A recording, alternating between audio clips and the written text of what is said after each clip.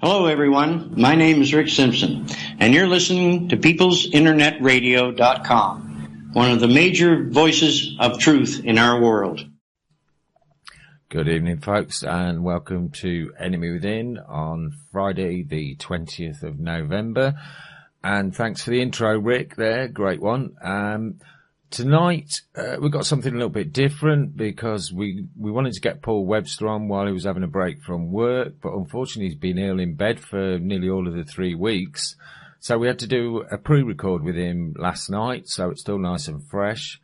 So without further ado, I hope you're all well, and we'll fire straight into that because it's quite a long one and there won't be a lot of spare time at the end. Okay, enjoy. Good evening. This is a recording done on Thursday evening, the 19th of November, with Tom Barnes, myself, Andy Young, and Paul Webster. Good evening, Paul. Good evening, boys. You okay, lads?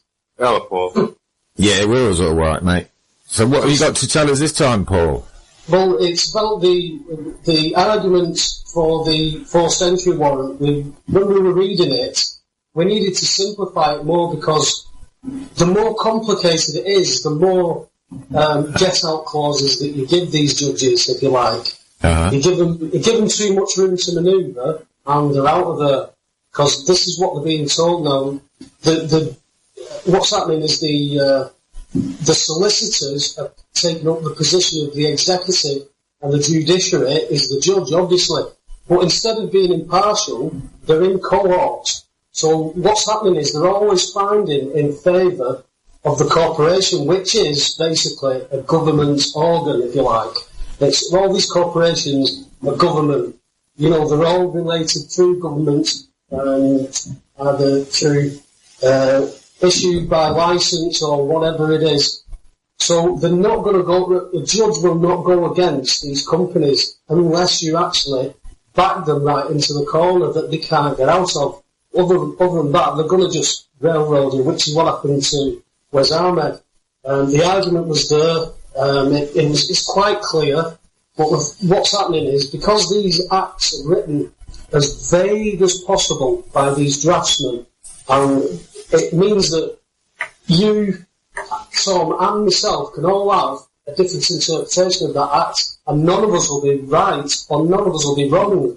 We've just all got an interpretation of it. The only one that can interpret factually is a judge, and they have to interpret it factually. Now, what's happening is we have to start using their terminology and language to back them in.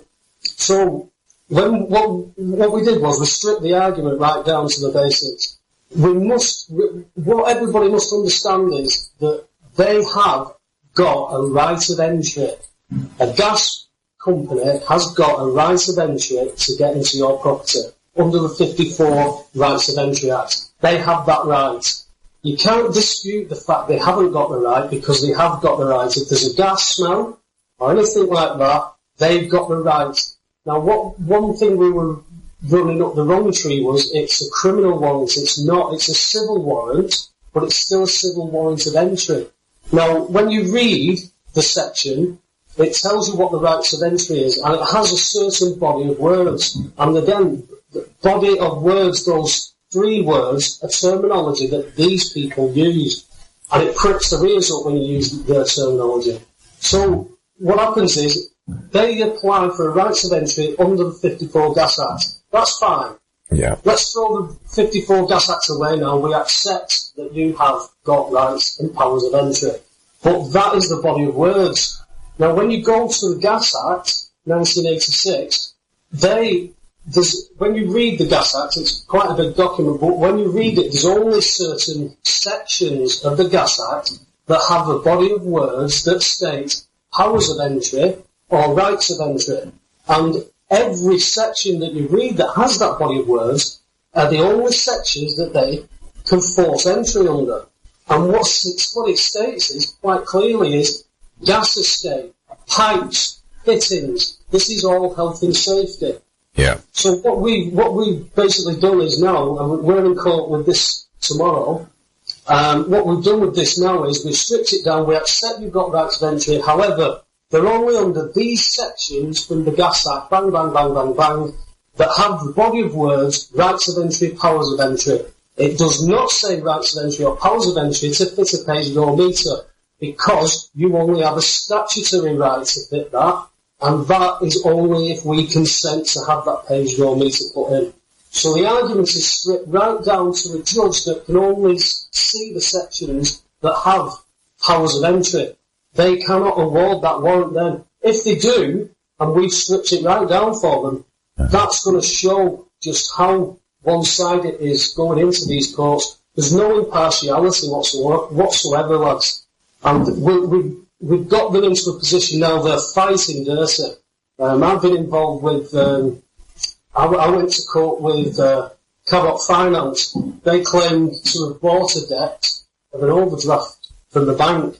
And we had a 2-hour hearing scheduled, and he presented his evidence within 3 minutes. The hearing was over in 10.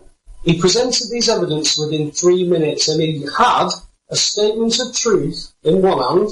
This is what I believe to be true, that Mr. Webster owes this, blah, blah, blah, blah, blah. Yeah. And the other evidence was an application for a bank account. And then he says, now Mr. Webster, have you got anything to say? I said, well, number one, that evidence that has just been presented provides no body of evidence to prove a debt exists. There is no debt being proved here. There's no claim being proved. I have evidence that I do not owe this money. I said I've got the Bank of England quarterly printouts that state that this credit is new money. That means it's never existed before, so it hasn't been borrowed from anybody to cause anybody any loss. Who is it created from? It's created from me, the creditor. It cannot be created if I'm not sat at the other side of that desk. The bank cannot create it because it comes from me. I also have a European Parliamentary directive that states when the bank creates this new money, they must take out an insurance policy. And that insurance policy is paid for by interest, what I pay on the overdraft, because interest is compensation. Who am I compensating? I'm paying for insurance. What happens is when you default, this is the extension of the PPI scam. What happens when you default is they write to the insurance company and say, Mr. Webster's defaulted, blah, blah, blah, blah. They pay out. And they pay out. And that's it. It's done. But then the banks are taking that money from the insurance and selling the debt on. The judge said, if you're going to sit here and talk about insurance policies and not speak plain English, then I'm not going to talk to you. Well, isn't it the case, Paul, that when the debt is sold to a debt collection agency, that debt then becomes settled, and therefore it does, Andy, but they won't. They're not interested in listening to you, and especially if you're taking on a bank. Like when I think I've told you this before. When I went about my property, and they were claiming that I owed them £54,000 of the mortgage. Yeah. I asked them for proof of the claim. I asked them to bring the signed promissory note that was created when I signed for the terms and conditions. And the QC stood up and said, I believe that all original documents are destroyed at land registry. And I said, excuse me? I said, are you telling me that the only document that pertains to any possible or alleged debt that I owe has been destroyed? And then she realised what she'd said, and she backpedaled. And I said, I've got a piece of paper here saying that you have it and I can see it. Where is it? I've asked you to bring it today. Where is it? And I put case law in front of the judge that they must prove that I owe them this money. They can't just say that, he owes me this money and you agree. The judge picked up the case law, turned it over and said, I can't see that. I take the bank's word for it. That is because the judiciary and the corporations are quite clearly in cohorts together. And if you're taking on the banks, you're not going to win. You're not going to win in these lower courts. You've got to, if you want to get to Europe though, you've got to then go through the lower courts and get it to a high court. In other words, you've got to exhaust every avenue that you can in this country. And I've I've had judicial reviews thrown out without merit because I didn't name the building as the defendant. I don't know about you, but I've never been able to cross-examine a building. Of course. So that it's thrown out without merit, and that's what we're doing. What happens is if you get to Europe, then they come running along and start crying with the little soft boy act saying, "Oh, well, we didn't know he's not given us a chance to remedy this, he's not been here, he's not been there." So I've been there. It's time now we take the fight to them. You know, it's got to, they're kind of appeasing us down at the Royal Courts at the minute because they know that our arguments are sound. They know that we're going to crack this, but they're just not going to do it very easily because once you crack the banks, that's it, it's over with. They're all down. Much like it appears the Royal Courts are now acting like the little Dutch boy with the finger in the dike, and they're going to get pretty wet pretty soon, aren't they? Yeah, yes, definitely. A mate of mine went down there. He was in the same county court as me. The same county court robbed his property. The same two judges involved robbed his property, and they also put a civil restraining order on him, so he can't talk about his case in court anymore. So he went down to the Royal Courts and went before a master. And he brought this evidence as a violation of his human rights. Article 6 was my right to a fair trial. There isn't. I've not had it. So the master listened to him and says, yes, these lower courts are getting far too big for the boots, aren't they? You bring your paperwork before me from now on, and I'll lift the civil restraining order and reopen your case. Now, what they're going to do is, they're going to play about with that, and they'll pass him from pillar to post. It's fine for him because he's got free access to the court system. But if you've got to pay, you're knackered. The pricing out of everything, they can't let us win. Because once we've won, that is it. I mean, I still speak to people. I spoke to somebody yesterday who, very intelligent woman, but she can't believe that, especially about gas, you know, she detests the fact that I tell people that they don't have to pay for the gas. Because she was brought up that if she has anything, she has to not only work bloody hard for it, but she has to pay for what she's had. And she doesn't understand the fact that the debts were put onto our ancestors. That is why there is an economy. That is why we have shares in these things. And that is why we offset them against... It's where our credit comes from. I mean, everybody's getting onto it now. Look in the Treasury runs our accounts. So I know a mate called Ken Dodson who's doing a lot of accepted for value. Now, I did accepted for value. I had it thrown back in my face. It didn't work. Then I went on to the arguments about the joint gyro credits, which were sound. I could use that. But you don't have to A for V it. I mean, A for V is meant to just say accepted for value. Here, I don't have to pay for it. That joint gyro credit has got all the information that it needs. When you bleep it, it says, pay this. The post office are thinking that you've got to give them money though. No. With the negotiable instrument of value, it's not a bank gyro, right? It's a joint gyro credit. It's already got the value. So it should just be a case of you taking it to the post office with A for V written on it. They scan the cheque, take it off, put it in the cash drawer, stamp your receipt and hand it you back. Happy days. Gas bills, account balance. That's how it's meant to work. But Ken's been doing council tax, Sky telephone bills, stuff like that. He sent them A for B down to the Treasury, he sent them A for B to HMRC. HMRC were the only ones that corresponded back, but he's had some back that have been balanced. Funnily enough, he got one fella's account balanced, but he couldn't even get his own balanced.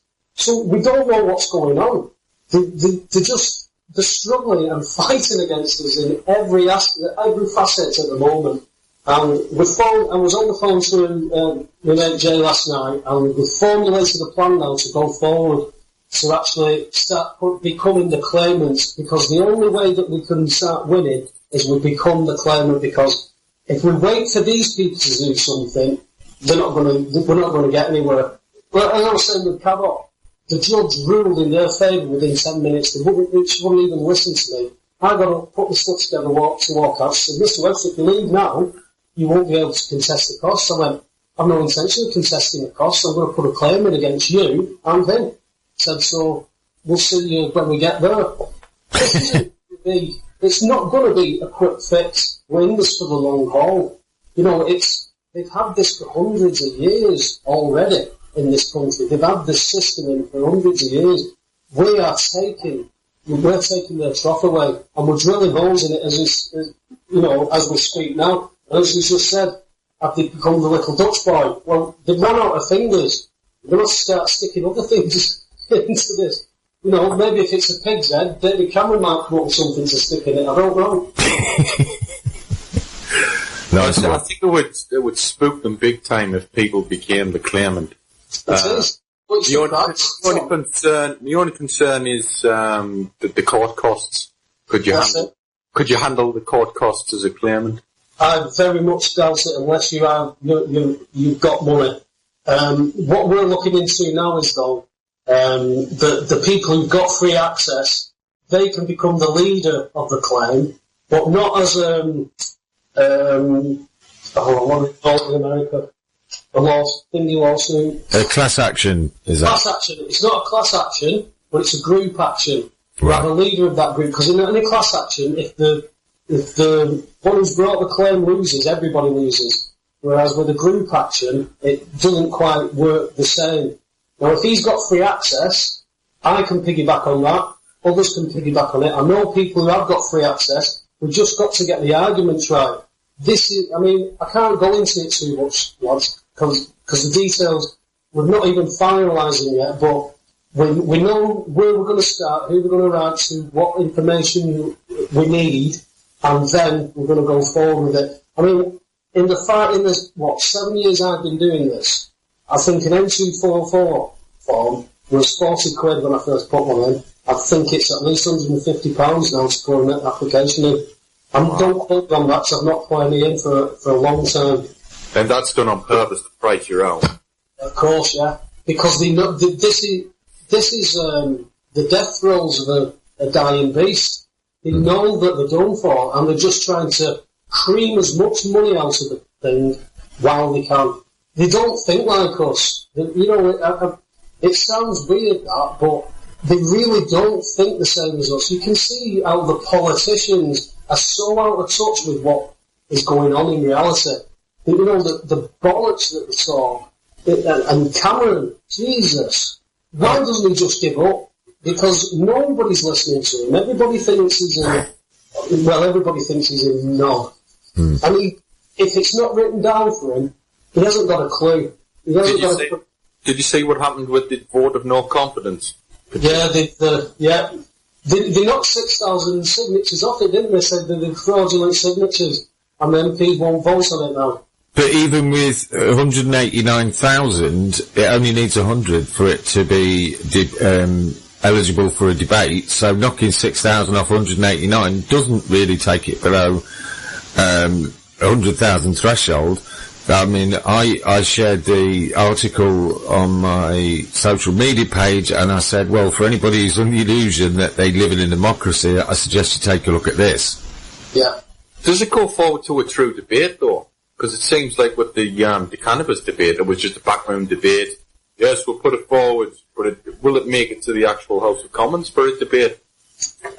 Again, so if they're making money off it, they're going to make it last as long as they can until the wave has actually crashed, and then they have to just give it up. I mean, you've got constabularies all over the country at the minute coming out. I think one of them's up your way, Tom. That they're not even going to bother with cannabis users. Personal use. Yeah, my police force, Durham. Yeah. So they've already said we're not bothered about it. But police aren't coming out to investigate car crime now. They're not coming out to investigate burglaries. You've got I think it's Bournemouth, somewhere like that. There's a private security firm wanting to charge £100 a month to do the policing. Why would you pay for that when it's already paid for? Yeah. It's the hardest thing I've found since I woke up to what this is, and I learn something new every day. I certainly have not got all the answers. I end up with more and more questions every day. But the fact is, we've just been lied to for so long. And when you talk to people, I don't know about you, lads, but there's some people I can't have conversations with anymore. Yeah. You know, there's people that have left my life, and, you know, bon voyage, I'm glad they've gone, because they kept me dumbed down with them. There's people who I work with. If I don't do rugby. It's a run-shaped ball for me. I talk about football all day long. Yeah. I don't do rugby. Now, if I can't talk rugby, TV and films, and work to this guy, our conversation's ended. Because he cannot talk about anything else. He's got nothing in the locker. There's no conversation, and I'd rather have a conversation with somebody. You know, I talk to people about quantum physics. Am I a physicist? Do I understand the equations? No. I got an F grade in maths, but I understand concepts. Yeah. You put an equation on the board and I'll go, no clue. Tell me what it means. I go, no, that fits in with this, and it's this, and this. I have conversations with people at work who are open-minded, and they go and look. And it's strange stuff. I mean, there's new stuff every day.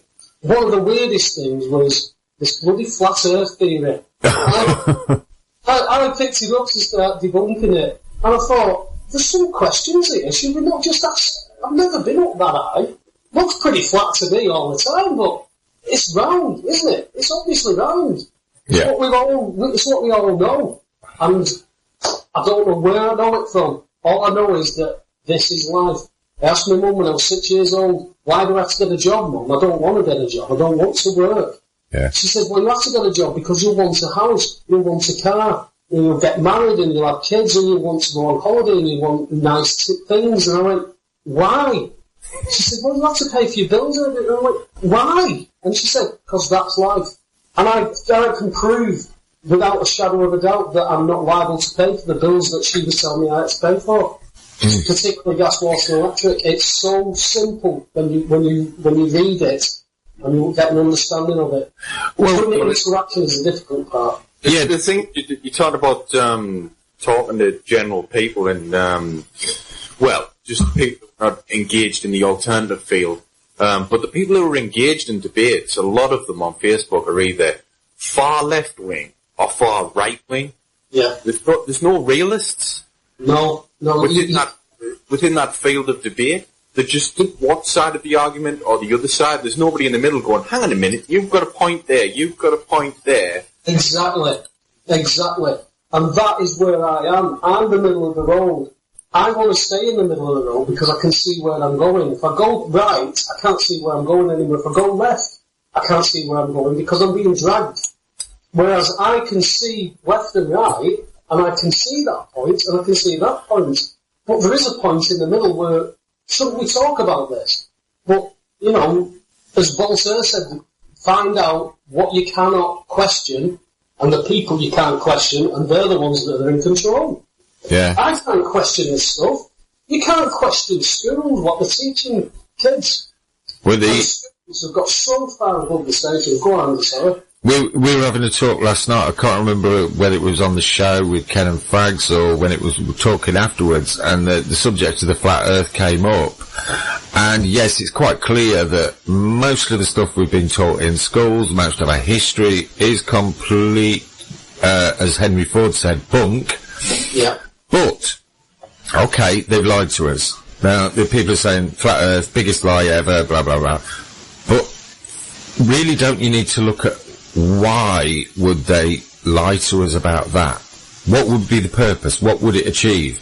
And if that proves to be the case, say, okay, yeah, the Earth's flat, then what does that change? Does that stop children being raped, murdered, abducted, trafficked? Does that stop people dying of hunger and thirst? Does that stop people dying in this country of not having enough money for food or to put their heating on? Does that stop me and my partner being in pain 24 hours a day?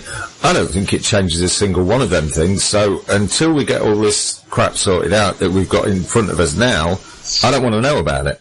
Well, that's like what Tom was saying, though, because the people who want to talk about flat earth, that's all they want to talk about. That's all they want to get out there. That's fine. But you do that. because we need those people. I mean, I've had to deal with some absolute bell ends. There's a fellow who was trying to troll me. His tag name is Bada Bing. And he was trying to troll me, telling me that I was talking bollocks. Absolutely, I'm not talking bollocks. I know exactly what I'm talking about with the gas, water, and electric, the joint gyros. It's quite obvious. Now, he's going out of his way to stop that. Others are going out of the way to say, you're wrong, I'm right.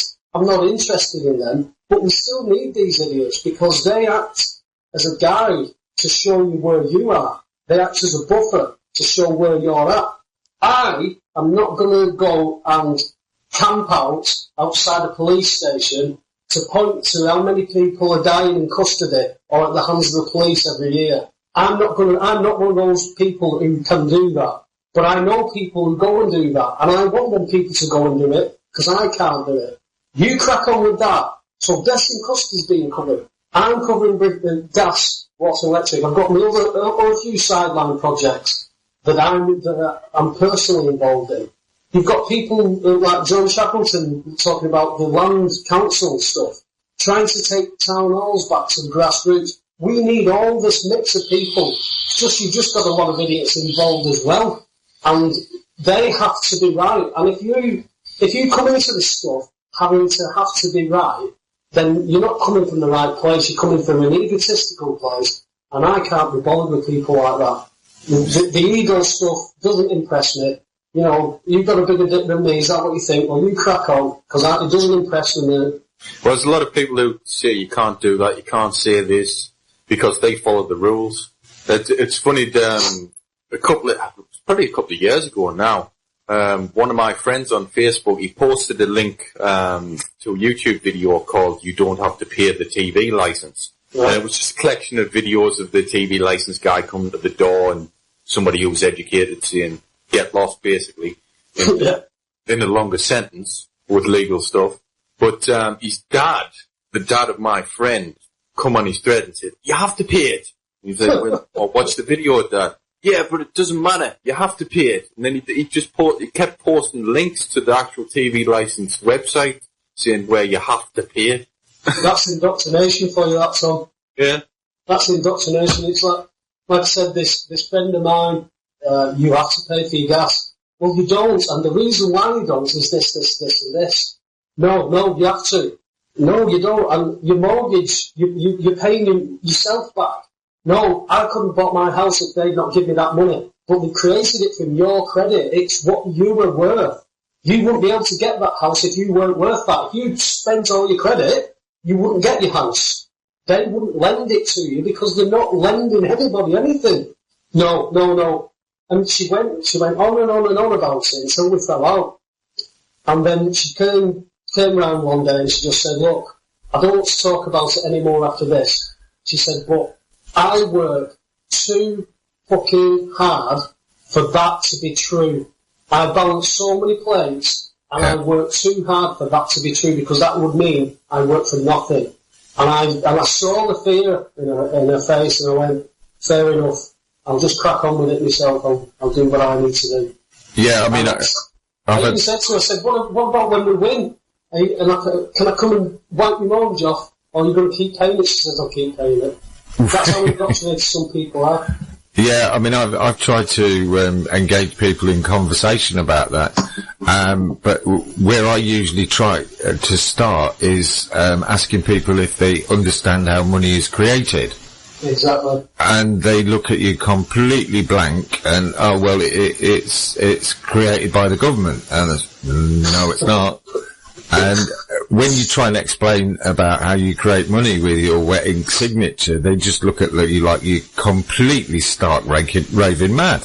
Have we not had the one where, why don't I just get a piece of paper and write a sum of money on it and sign it and then pay for it? Well, that's basically what you're doing. Yeah. Especially for your house, you're signing a piece of paper and they're giving you, putting new money that's created from you, the creditor, into your account.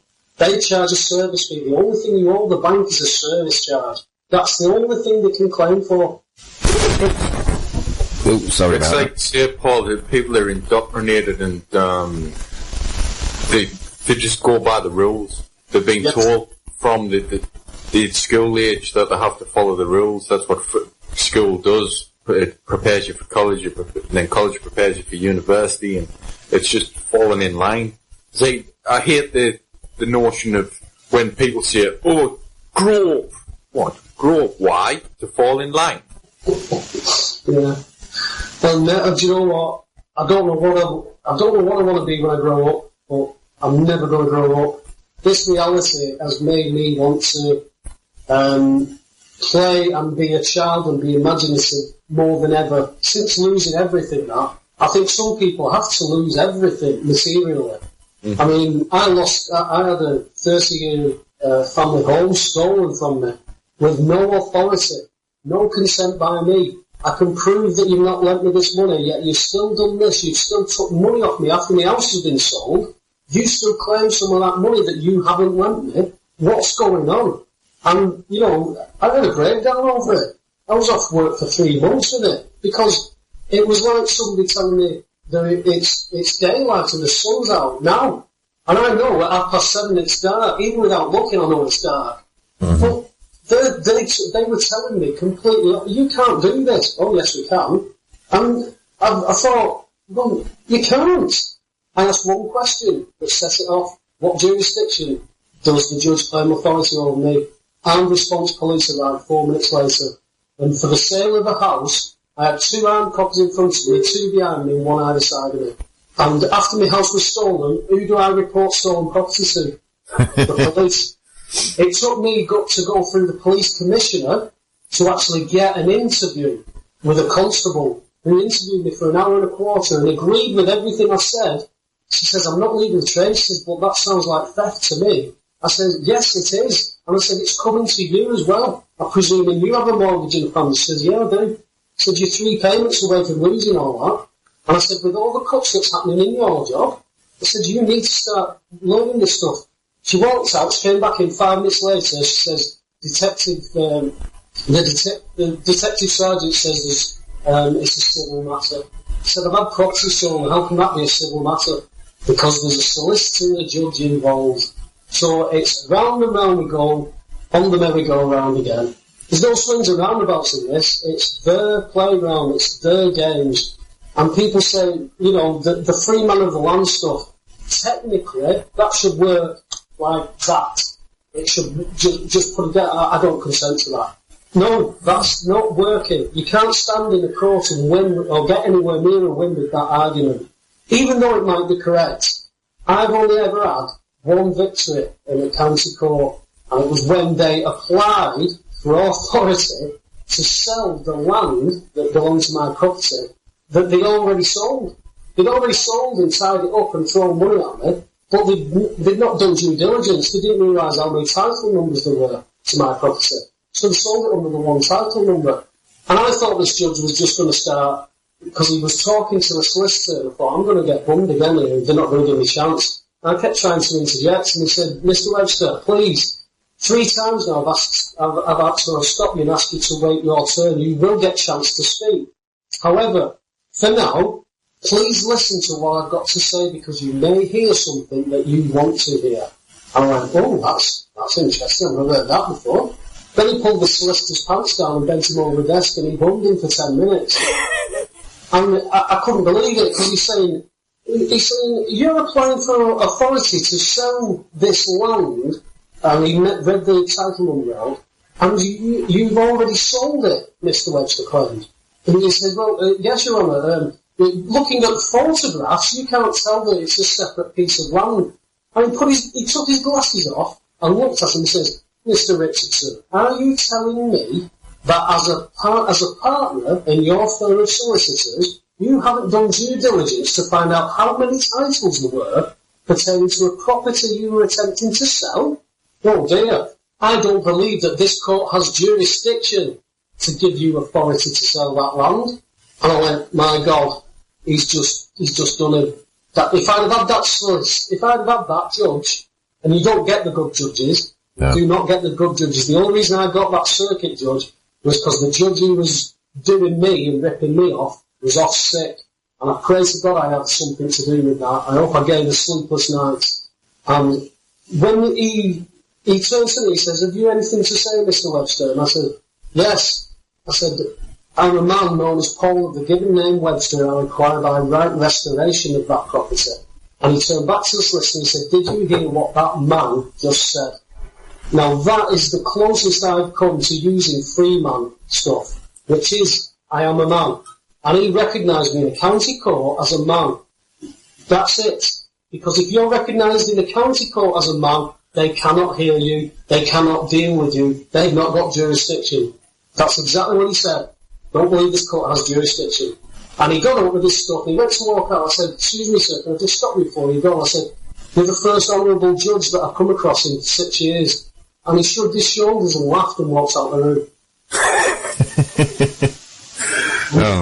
Those good judges, the ones with integrity and the ones with honour, will not get used in any of these cases to do with mortgages or anything like that. They want free Masonic bitches who'll do as they're told. Yeah, well, are they training up judges especially for these cases? Yeah, and if you want to get climb the ladder, you're going to play the game. If you don't climb the ladder, you're only going to get to a certain stage. You're not going to get a chance to go down to the royal courts and be one of the top judges or anything like that. All of them play the game. I don't care who they are. They all play the game. So it's like the political system then. It is. Well, the Metropolitan Police released evidence last year, maybe the year before. I read that much, I get lost on dates sometimes. But the Metropolitan Police said that there was evidence showing that there was criminal gangs of Freemasons throughout the judicial system. And the judicial system and politics go hand in hand. So that means the police do as they're told from the judiciary and the politicians. That means they're all tied up. Now all the corporations come into it, which are all government subsidised. You're not going to own a big corporation in this country unless the government says so. And they get their profits, they get whatever. And it's only when people stand up and learn the fundamental rights about this stuff. But honestly, I'd rather, sometimes it's like smashing my coffee table up with my head, talking to these people to go and look at their own rights. Look at what you're entitled to.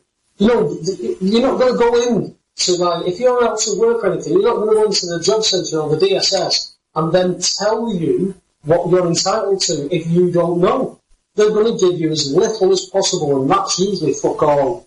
But if you go in and say, hey, I'm entitled to this, and this, they have to give it to you. And if you go back, 20, 30 years, there's a sitcom called Bread, based on Scousers in Liverpool. Oh, they yeah. were on the dole. They were working on the side of that, but they were all on the dole. And he went to the social services and said, I was reading the other day, and I believe this, and this. Right, Mr. Boswell, fill that application in. They have no reason not to once you know your rights. But the difference is, X Factor's on. I believe Celebrity Get Me Out of Here is on now. So nobody's going to... Being cancelled, X Factor's being cancelled. Thank fuck. Thank Christ for that. It's about bleeding time. People are brainwashed enough. And as soon as I'll be sat in a room and they'll start talking, did you see such a thing on X Factor? Right, I'm off. I'd rather, even when I'm at work, if I'm sat down having a brew, I will get up, walk out the office and find some work to do. I will go and find myself some work to do rather than sit there and listen to and talk about these people that I've no interest in, that are wannabes, that are trying to do this and trying to do that, all, Big Brother, all that shit. I just can't do it anymore. The system just shows you exactly what it wants to show you. Exactly. Everything's controlled. It's pretty obvious. I questioned on this show a while ago why there's no protest songs in music. Because music's controlled. All of art's controlled. Even when it gets down to comedians, the edgiest comedians can't get on TV now. Look at the 80s, there was edgy comedians on TV. Channel 4 used to be the best. We used to have the edgiest political comedians that there was out there, but it's all mute now. They get them on these panel shows where it's all, namby-pamby comedy. Yeah, well, Exactly. one of the ones that really caught my eye, and it's no surprise he disappeared off the telly after quite a short run, was Mark Thomas. That's somebody I really want to get on the show. Been trying to get hold of him, but yeah, he uncovered a lot of shenanigans and illegality from the government and various avenues. But now he's kind of out in the cold because he's obviously too dangerous, isn't he? Yeah, the comedians, the musicians, the artists, they're the guys who expose things. They expose it through their art. They have been in history, haven't they? They have been in history. I mean, they always said that John Lennon was, a big thorn in the side of the establishment over in America. Yeah. I mean, we can draw conspiracy theories in speech marks from that all day long. But you're right, you've got government-sponsored pop bands now. Drink Pepsi and stuff like that.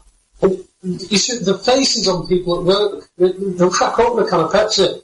Are you enjoying your full fat fetal tissue there? What are you talking about? Oh, there's dead fetal tissue in your Pepsi to make it taste nice for you. Are you enjoying it?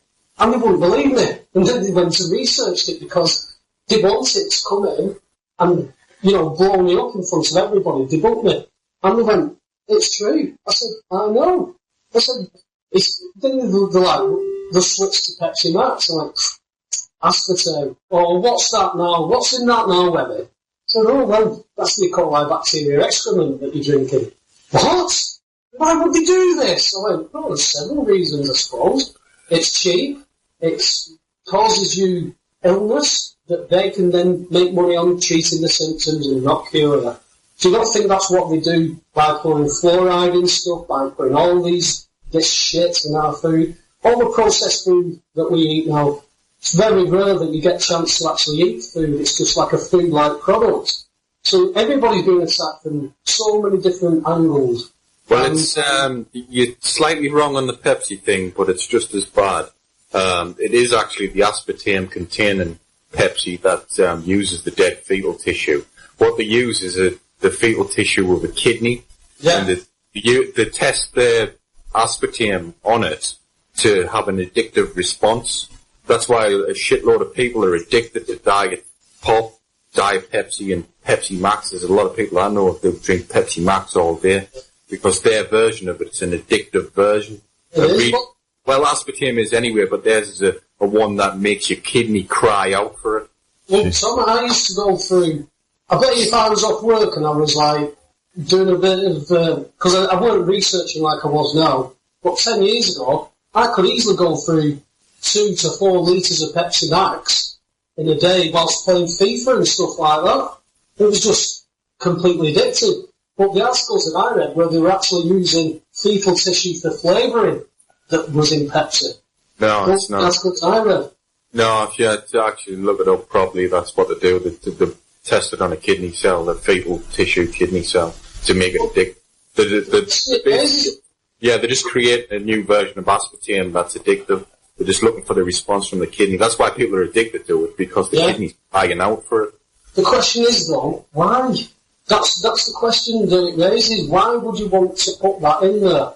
Why was it banned from 1974 to 90?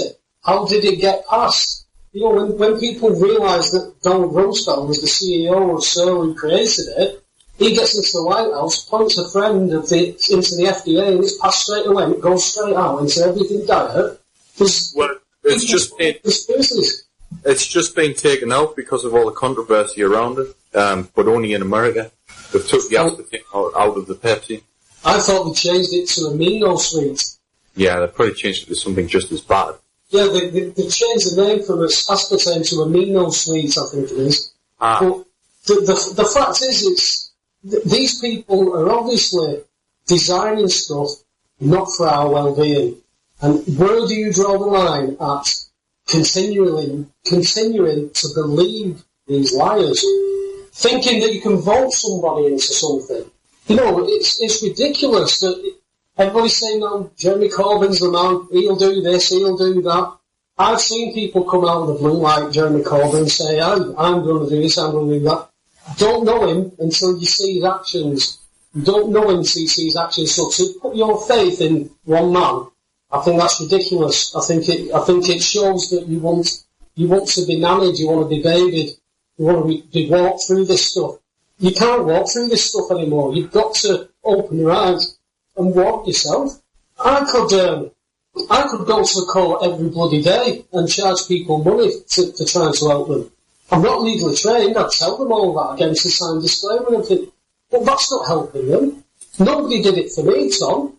I had to go and learn it myself. And when you learn it yourself and you read it for yourself, it gives you a different aspect. Well, it's like I said, people are either far right or far left at the minute. And both sides lead to doom in the end. One might be slower. The left tends to be slower, but the far left is far more dangerous in some situations now than even the far right are. Exactly. So, again, if you're going to put your faith in politics, I think you're backing a dead horse. I think something new's got to come out of this.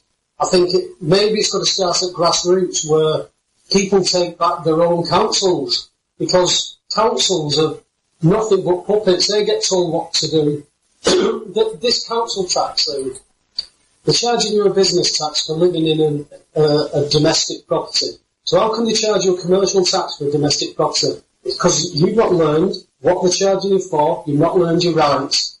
So you challenge it, and you start to challenge it. People do it, and people can stop it. I don't know anybody, including myself, who would not be willing to put some money in a pot every year or every month towards restoration of roads, rubbish, all that kind of stuff, the general stuff. But when they collect our council tax, they send it all down to the coffers in London and have to beg, they have to apply for some money back. And they decide what they can have it for, and then our councils, as corrupt as they are, decide what they're going to spend it on. We've got a guided bus route being created by Andy Burnham at the minute. The land that is used for the terminus was owned by his cousin or some other family member, I don't know, made a couple of mil off it. And we've got a guided bus route. Everybody wanted a train station. We wanted trains back. No, we're having a guided bus route. They've piloted it today, or should I say they've tested part of it today. We've got a bus stuck on it. That's how much money they are wasting of ours. They're not interested. They're only interested in lining their own pockets. They're only interested in feathering their own nests. And all the rest of us can fuck off. And until people get to a point where they're going to get up and do something about that, that's what will keep happening.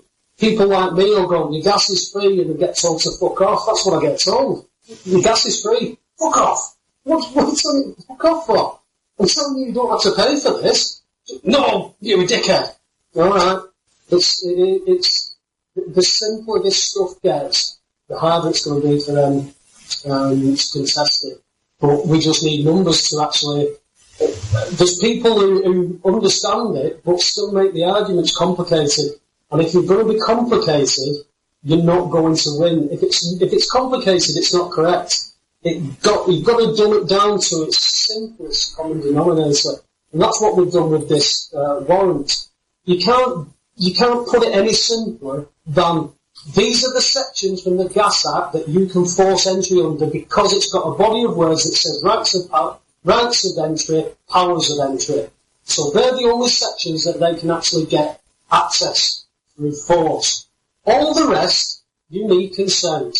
Now fuck off. That is as simple as you can put it for a forced entry warrant.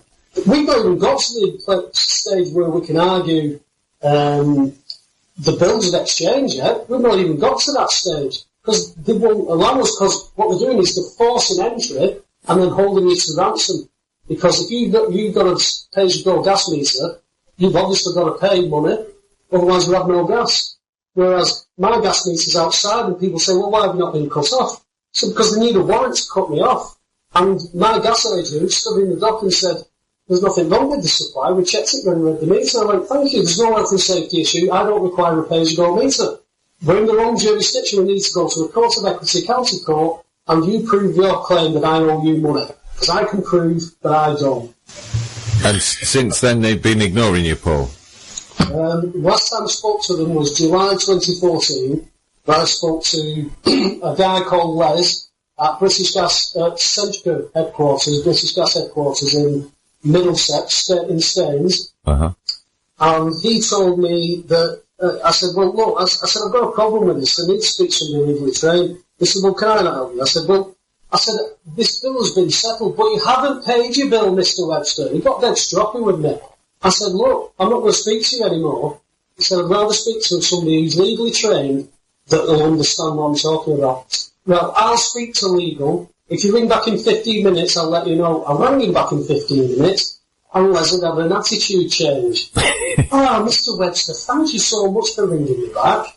I've been into the legal department, spoke to them about your case, and they're actually reviewing it as we speak. They'll be in touch.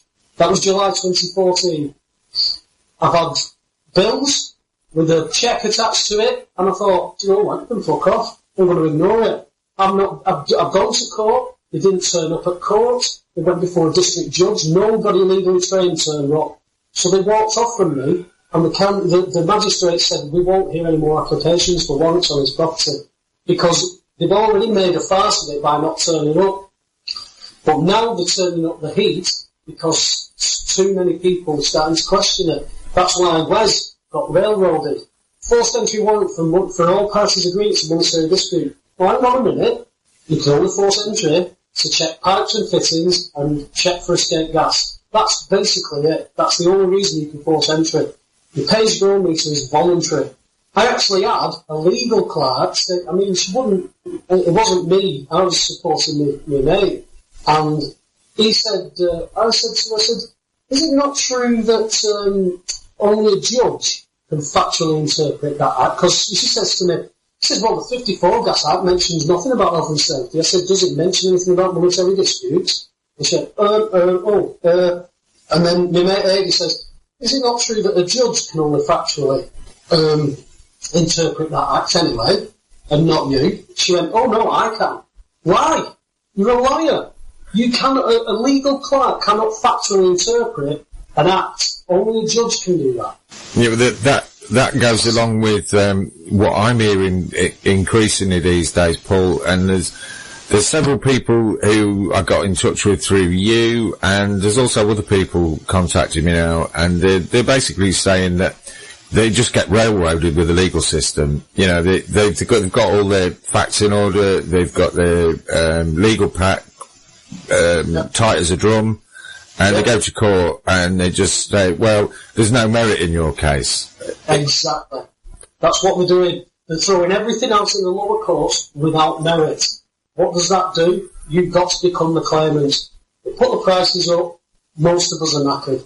Yeah. Most of us are knackered. That's how up against the wall we've got them. It's only a matter of time. They just, I always refer back to when Romania blew up and went and Ceausescu was hanging from a lamppost next to his wife. And nobody saw that coming until the day it happened. And I believe that it's going to happen like that here. I'm not a big fan of these big movements, like the likes of Anonymous and stuff like that. If you've got to join a movement that can always be co-opted, then you're still not learning. You need to start standing up for yourself and get other like-minded people who are going to stand up for themselves alongside you. Fortunately, I've managed to make a really good network of friends who are not only just sitting behind a keyboard, but they're standing in court. They're challenging these people.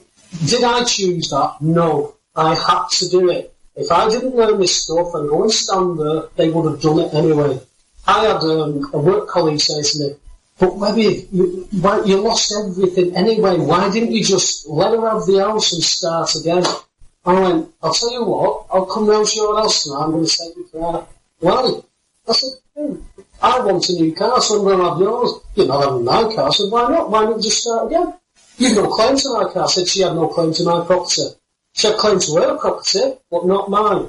And I've said it to you two before, that if Tom, if me and you own 50-50 of the house, and you want to sell your half, you can't force me to sell my half. But if you find somebody to buy your half, then I haven't not only not got a legal leg to stand on, but I've got to negotiate with who you've sold it to either they're going to invest in the property and let me live there on my own, or we're going to share the property and we'll negotiate whose room is whose and blah, blah, blah.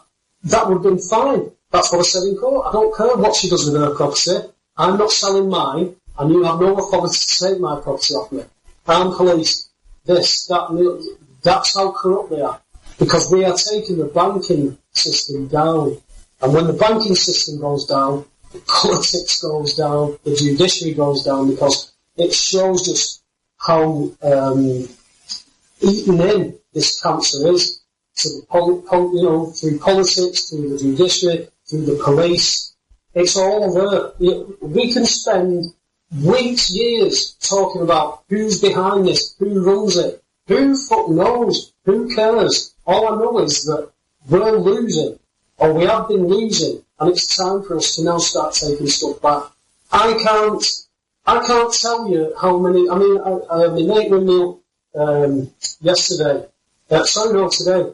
He had two debt recovery letters from Jacobs.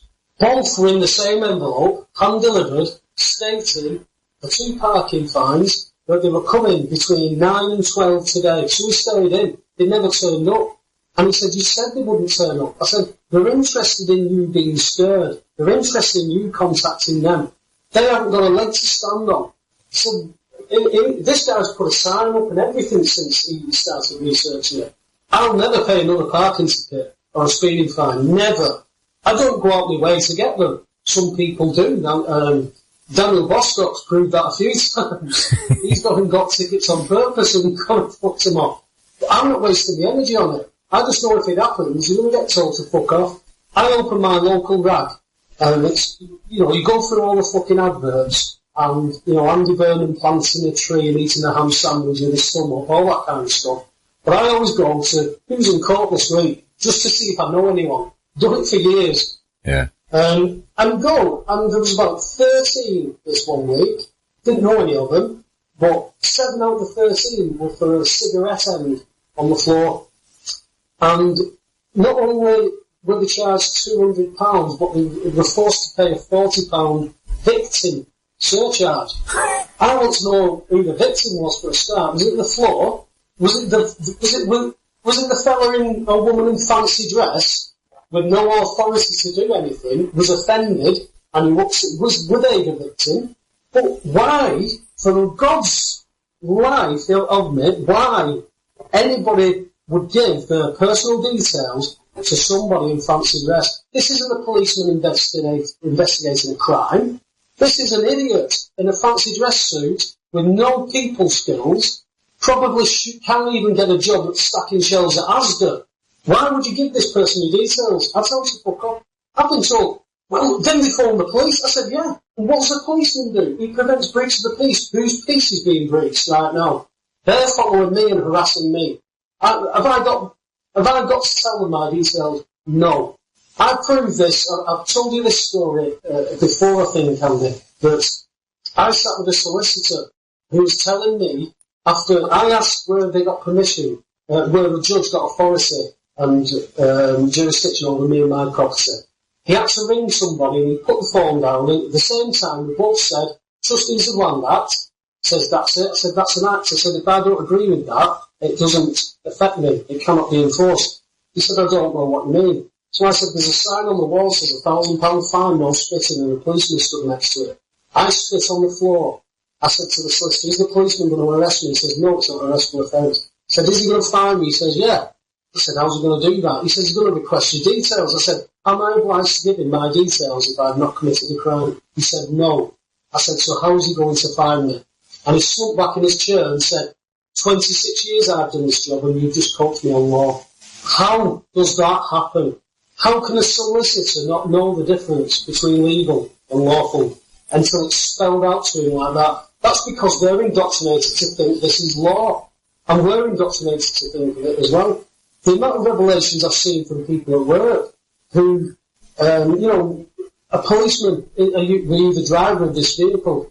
Well, listen to the language. Their language states a driver is a person is a company, and they drive a motor vehicle on public roads for monetary gain. So when you say yes, you are agreeing that you are using the rules for monetary gain. Simple as that. You are contracting yourself into that fine. Please give me that fine. Let me sign it. Here you go. I'll pay that fine. Well, wouldn't that be the case every time they asked you a question? Because the question you would have was, why ask the question otherwise? Well, I saw, I can't remember the name off the top of my head, but there's an American guy who did a load of YouTube stuff, and he kept getting pulled by, he was, obviously he's made a name for himself, kept getting pulled by police, and he puts his window down about 2 inches, and he answers him his driver's details and that, and gets him back, and he says, so where are you going to? He says, I don't answer questions. And that's all he replies to everything, I don't answer questions. I don't answer questions. And it turns out that he just goes, okay, have a good night, on your way. Don't answer questions. Have you committed a crime? No. Why are you talking to these people? You know, the police are the only ones that stop you. You know, imagine ambulances knocking on your, ambulance staff knocking on your door saying, is everybody alright? Do we need to take anybody to hospital? Or a fireman saying, there's no fires here, is there? They wait till they're asked to come because we need your service. That's what the police should be doing. They shouldn't be camps. I mean, like I said to you before, they've already stated they're not going to investigate burglaries and car crimes or cutting down on them. So if you're not going to do that, but you're going to put money in to put people with speed cameras to trap me for revenue, something like that. And people have got to wake up to that. Wasn't it Theresa May who said recently in a speech, in this country we are policed by consent? October 2014, I've still got the video. Yes. And quite clearly, if you don't consent, then it doesn't apply to you. Exactly. The cops themselves, I've said it many times on this show about the gun debate, and they say, oh, should the normal Bobby be armed? The cops themselves don't want to be armed, and the reason is because they enforce by consent. That was sort of straight from the cop's mouth. He said, no, we don't want to carry guns because we police by consent. It's bleeding in, isn't it? I mean, I believe that most of, if not all, Scottish police are now armed. I don't know how true that is, but I don't know if it's all of them. I'm not sure. I don't know the specifics at all. Yeah, but it's bleeding in. It's bleeding into our society. I've always said when America sneezes, we catch the cold. That's where all the civil fucking laws come from. They brought civil law over here for money. Money, that's it. But now, if you look at, like, there's an 87-year-old German lady sentenced to jail because she doubted the Holocaust. Now, rightly or wrongly, that's a debate for another time. But rightly or wrongly, that woman has the right to debate it and state what she feels, but not under civil law, you don't. Because that's all they have in Europe. It's civil law. They don't work with common law, so they can't get any. There's no recourse for them at all. And we don't have true free speech. I say this all the time when people say, oh, we've got free speech in the UK. We don't have free speech because they have a concept called hate speech, which shouldn't exist. It's just speech. You've got free speech to say whatever you want. I think it's a really good system in America of having true free speech because you see who the assholes are, you see who the KKK are, you see who the racists are. You go, oh, I'm not going to hang out with that guy. Whereas our system, everybody hides it behind doors and they hide it in the brains. It's like, you know, you can't see it, but you've got to keep it in your brain, as if people are going to change their mind because they can't see it. Exactly. It's still going to be racist. There's still going to be scumbags. Well, the Americans certainly haven't got as much free speech as they had, say, 10, 15, 20 years ago. Well, they do. It's just they try and spook people into thinking they can't say things. So that's what I'm saying. I mean, when it goes to court, they just go, oh yeah, constitutional right. It's the same as filming cops in America. They try and spook people and make them think that they're not allowed to film police, but in all 50 states you can film police. It's on the statute. But the cops pay every time to put people through court just to spook them. Yeah. And the person wins every time. Every time. Exactly. I mean, it's got that ridiculous now over in America that and they police each other. The citizens police each other. You can't say that. And they've got that bleeding into our society. You can't say that. You can't even say brown paper bag. It's just a paper bag, Tom. You can't say brown paper bag because you might offend somebody who's brown. Well, that's fucking ridiculous. We can't say blackboard. My mate's kids were taught Bar Willishy. No. At nursery, that's how bad it's getting. If you're offended by something so ridiculous, then you've got fuck all wrong with your life. There's nothing happening in your life if that's what you're going to get offended by. Oh, me friend put, because he's got kids, he put up the book of the Big Bad Wolf, and they've changed the story at the end to where they all make friends with the wolf. It's fucking crazy. Oh my God, what is this reality? I have no idea. Because he said he was questioning his kids, because he was like, right, what happened to the Big Bad Wolf? What happened to the one who cried wolf? Jesus. And they were like, oh, well, they just made friends with the wolf. No. I just can't get over it. I mean, some of the stuff that I've read, Tom, and like you say, you can't, you've got to keep researching and keep reading because things change all the time. But when you read things like Germany, the government were putting out pamphlets aimed at 5-year-olds, showing the pleasures of sex and anal sex. Yeah. At 5-year-old, I wanted to play with racing cars.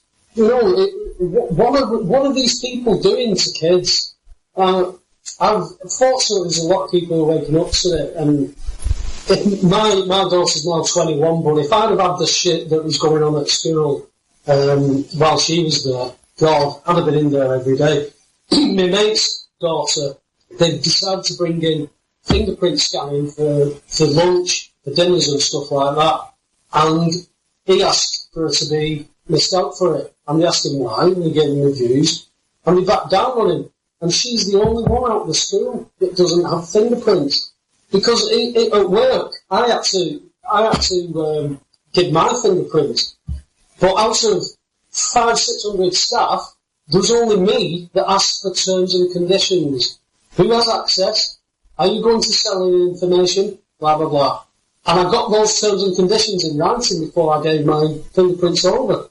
Because fingerprints, it's like I was trying to describe to somebody, my job has a title, but that title does not have fingerprints. I have fingerprints as a man.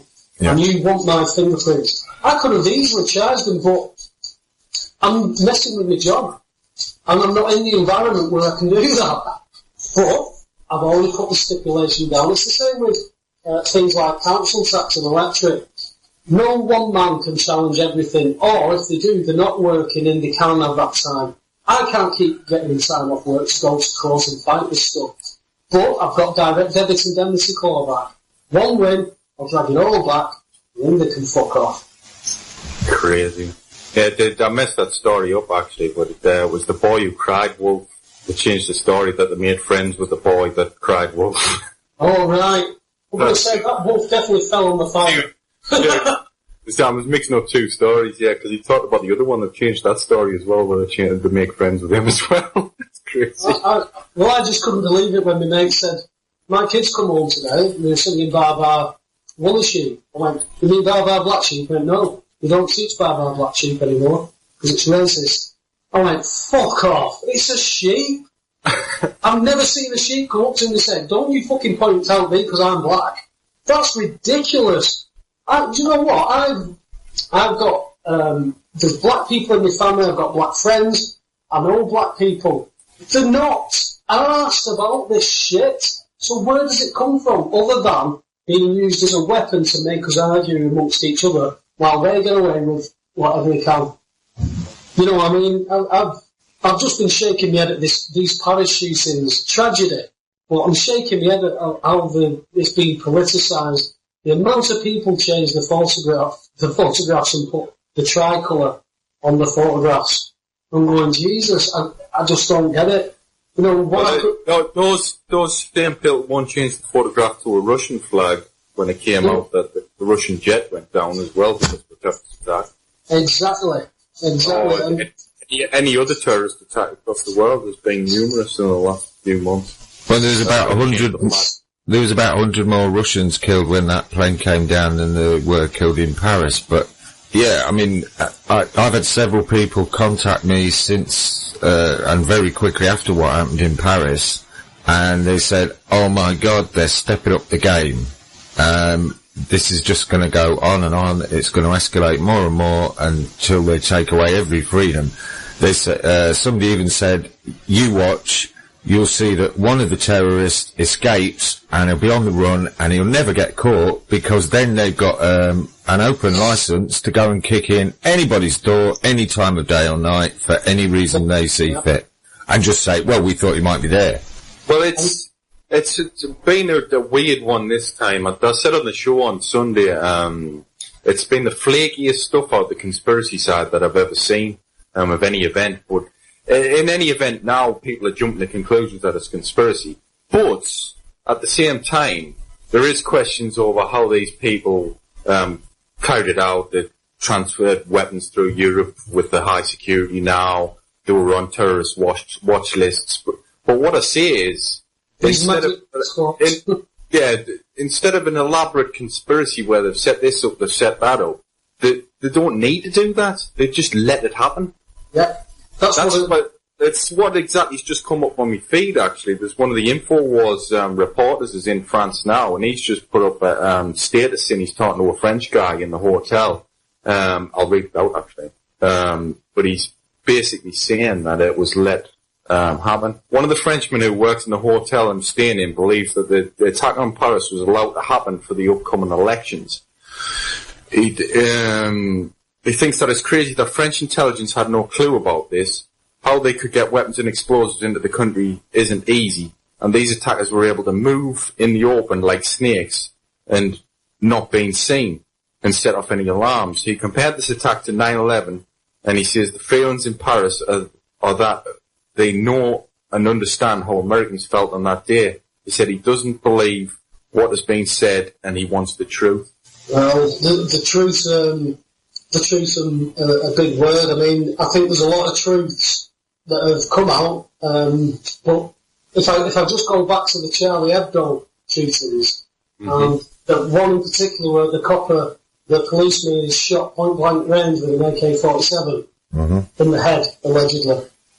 I've got a mate who's ex-Special Forces, work colleague, and I said one day, I want you to check something out for me. I said, have you shot an AK-47? He said, loads of times.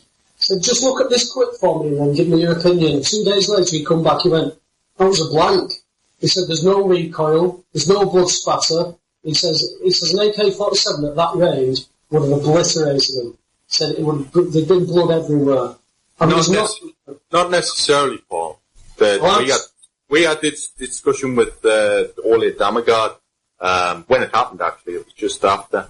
It wasn't an AK-47. It was, I forgot the name of the gun. It's a similar gun, but I've fired a similar gun myself, and there's not that much recoil off it. Actually, you can see people shooting two of them on YouTube. There's no recoil on it though. They don't have that much recoil.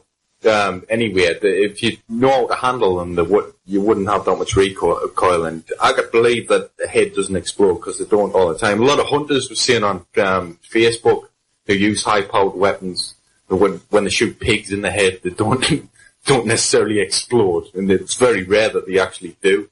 So I could believe that that was true. Well, like I said, this lad's ex-Special Forces shot him and shot people with him. Yeah, but you said AK-47 though, and it's a different gun. It's an AK something else. No, he watched the video. He told me what it was. It's not well, it was confirmed it's not. It's not an AK-47, it's an AK something else. I forgot what I think it's 58 or something else. Well, like I said, for me, that was a red flag. How they managed to do that then, this has now come at a perfect time. The day before G20, there's a lot of stuff. There's a lot of stuff that's not right. Yeah, like I said with the recent attacks, though, I think they don't need to set up anything elaborate. They just need to let it happen. Exactly. But the fact of the matter is, how are people still buying the fact that these people don't know what's going on? You know, how can Israel have come out and said that they warned France? There's all kinds of stories about it. But Israel were the ones who were threatening France. So there's the conspiracy theories straight away. Mm-hmm. Well, that's what my friend said on Facebook. He was like, I could have told you that it was coming. It was pretty obvious that another attack was coming. And it probably would be France. They hate France anyway because of the Hebdo thing. And they've they'll probably come back again and it'll be let that happen again. But to blame ISIS and then nobody put them together, apart from people who actually research, but put ISIS together being funded by the West, and people don't put this stuff together. Well, that's the thing. It was created by the West. Yeah. But it's like it's a serial killer that's out of control that they've created. It's like a Frankenstein monster, but it's not really out of control. They're just letting what they want to happen. Of course. That's what happened with Libya. Yeah. Gaddafi had to be stopped. He was going to take money off people. He had to be stopped. Then you had the ambassador, can't remember his name, is it Stevens? Yeah. Hillary Clinton's now looking like they're threatening to take her to court and subpoena her over it. It's all this bullshit that people need to sift through to get to it. You just said, go on, sorry, Andy. So, on the subject of Libya, I did find it quite curious. There's a story today popped up that a Libyan has been arrested today, or yesterday, for the murder of WPC Yvonne Fletcher. Now, that's a very timely arrest, I'd say. Isn't it just? I mean, it's the same old script played out over and over again. We are going to frighten the living bejesus out of you so we can take as many freedoms as possible off you. And I've just got to quote Thomas Jefferson, I believe it was, who said, any man who gives up some of his liberty in order to obtain security will lose both and deserves neither. Exactly.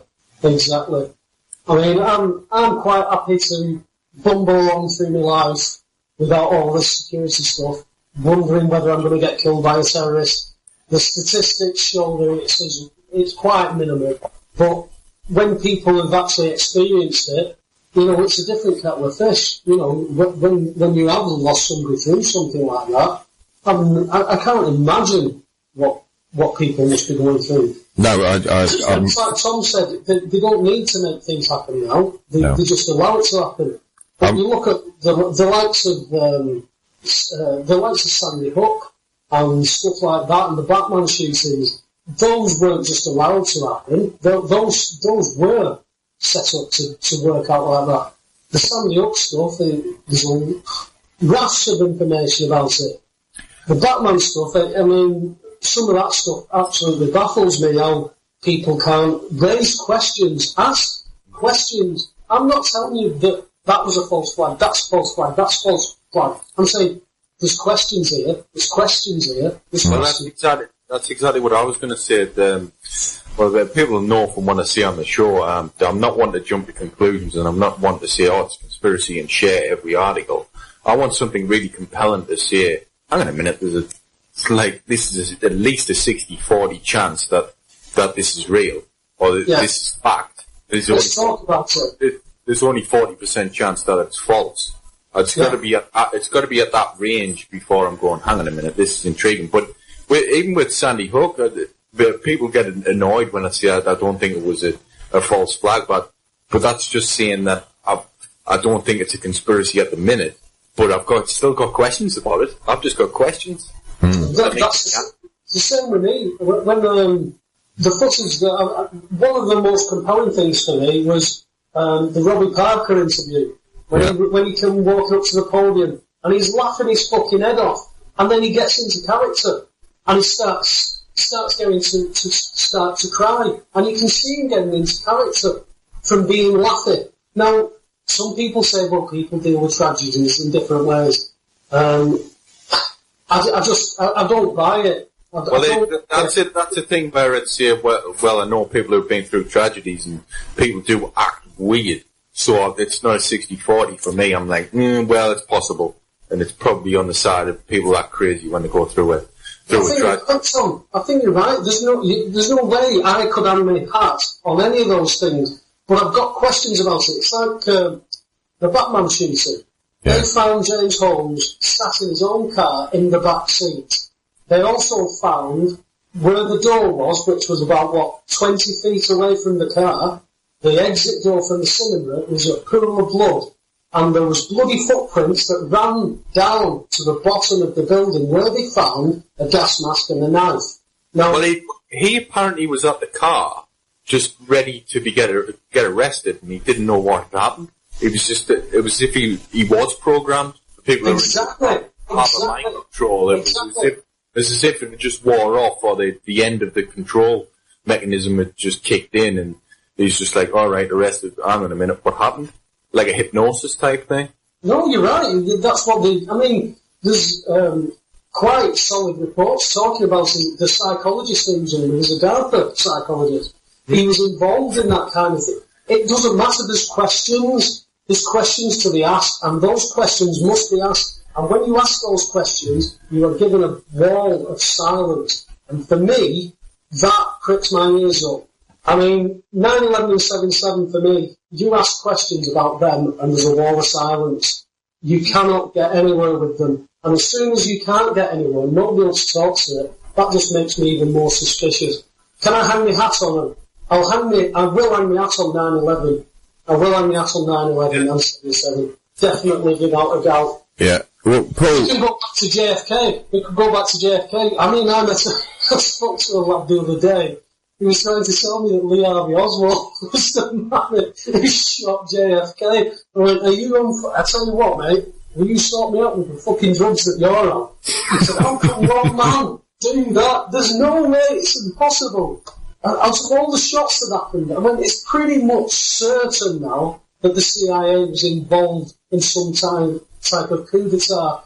And those people who took out JFK are the same people who are still in charge of the establishment now. But the thing is, the people who say it was just Oswald alone haven't even looked at it. Exactly. We had a skeptic on the show, Bowler Hatman, Spreaker, some time ago now. But he was in the belief that there was just Lee Harvey Oswald and it was like the magic bullet. And he just believed in the shots that were reported to be fired. And then I told him, like, you can look up this video, you can see that there was a bullet through the windscreen, there's bullets off the top of the windscreen, there's 6 at least in the grass at the side that somebody's pointing to. And he said, oh, didn't know about that. Didn't know about that. Didn't know about that. You know, that means... got hit in the chin by shrapnel from a bullet that hit the curb. So that's one bullet at the very least. I remember me and my dad, must be going back to 1979, 1980. We watched a BBC Two documentary on an investigation into the Warren Commission's findings. And what they were saying was, they were debating about this bullet. Now, my mum had already told me that Lee Harvey Oswald had shot Kennedy, and me and my dad were shooting rifles at the time, and I went, Dad, that one bullet did all that damage. I said, how did they get that bullet to do that? And he went, you can't. Doesn't work. And he never said anything else, the bastard. He never said anything else because he knew I'd eventually start picking away at it and reading about it. I used to go through, we used to have a news agent, so there was like the compilation sets that they put a magazine out every month and you collect them into and stuff like that. There was one that they were doing about murder cases and stuff like that. Because most of the time what I'd do is they'd come in the shop, I'd read them and put them back on the shelf. But the JFK one I kept, because I wanted to know more about it, but it was all the mainstream stuff, it was Lee Harvey Oswald, blah, blah, blah. And then when I've read into it, the internet is what's blown my mind. Without the internet, I don't know what I'd done. I'd have probably still been that, gibbering piece of fucking shit who talks about football and beer and stuff like that, and there's no conversation to bring to anybody. When the internet came around, and I could, it's basically anything you want to know about, you can go and find. You've still got to sort through the shit, as you were saying, Tom. You've got to sort through it. You can't just say, oh, that's right. Because I've had to educate people on 9/11. A lad who was living with me for 6 months after he split up with his missus, he was telling me that you shouldn't believe everything you read on the internet. I went, please go and look at it. Stop watching football for an hour. Stop watching EastEnders. Watch the Omnibus if you have to. Stop it. Just go and spend a bit of time and look. So it's simple high school physics that doesn't fit with the official story. That's all I'm saying is go and have a look. And, it brings us back to the parachutings now. This magical passport that went through this building and this ball of fire and fluttered down onto the street to tell us who flew the plane into one of the Twin Towers. You've got this magical passport off this suicide bomber. I don't know if a paper passport can survive a suicide bomber. I've not seen it experiment or anything. This is one of the things that I see is a little bit flaky, because the bombs that these suicide bombers had were clearly shit bombs, because they only blew themselves up and one other guy, I believe. So I can believe in some circumstances that maybe a passport can survive in that situation, but on 9/11 it's ludicrous. Going from the 9/11 one, the 9/11 one is ludicrous, but again, a suicide bomber remembers to keep his passport. Was it by accident he had the passport? Was he in a rush? There's questions to be asked. Well, there's certainly a question around it, but I wouldn't say it was impossible for it to survive. Well, that's what I said. I wouldn't know. But there's questions. And when you ask them, shouted at. Yeah, it's funny enough, like with the JFK assassination and 9/11, like the Zapruder film came out, and it proved that he was shot from a different angle. Because the body of JFK was manipulated before it got off the plane, before they had the autopsy, because they tried to make it look like he was hit from the back rather than the front. Because what actually happened is he got shot through the front and it blew the back of his head out. But they cut his head up to make it look like he was shot through the back. But then the Zapruder film came out and they go, oh, hang on a minute, he was hit at the front. But with 9/11, people say, what if Building 7? What if Building 7 was like the Zapruder film? And everybody just mislaid it for years and years and years. Never talked about Building 7. But then this footage came out of Building 7. It would be like the Zapruder film. Everyone would be like, shit, this is an inside job. Well, there's something that struck me particularly strongly about the aftermath of the Paris attacks more than the attacks themselves, was you've got absolutely shed loads of experts and politicians now saying we need more money for security. And I'm thinking, firstly, hang on, we already live in the most intense surveillance state in history, and that ain't stopped the terrorist attacks. So what the hell makes you think that any more of the same is possibly going to be any more effective? And secondly, the fact is, we're all told that we've got to be absolutely terrified of terrorists coming to kill us all. But in this country, and I'm sure it'll probably be the same in France and the USA, you are far more statistically likely to be executed by a policeman than you ever are by a terrorist. You're more likely to be hit by lightning twice than killed by a terrorist. But I always point to the IRA situation that we had. Security was never higher than when the IRA was setting off bombs nearly every other week at one point. But they could never stop them doing it. No. They could never stop somebody putting a bomb in a chip butty wrapper and putting it in a bin. The IRA raises questions for me about... Of course, but that gets back to the point. That gets back to the point of what you allow. Yes. To happen and with the IRA, it seems that what helped that happen. No way. How does that happen?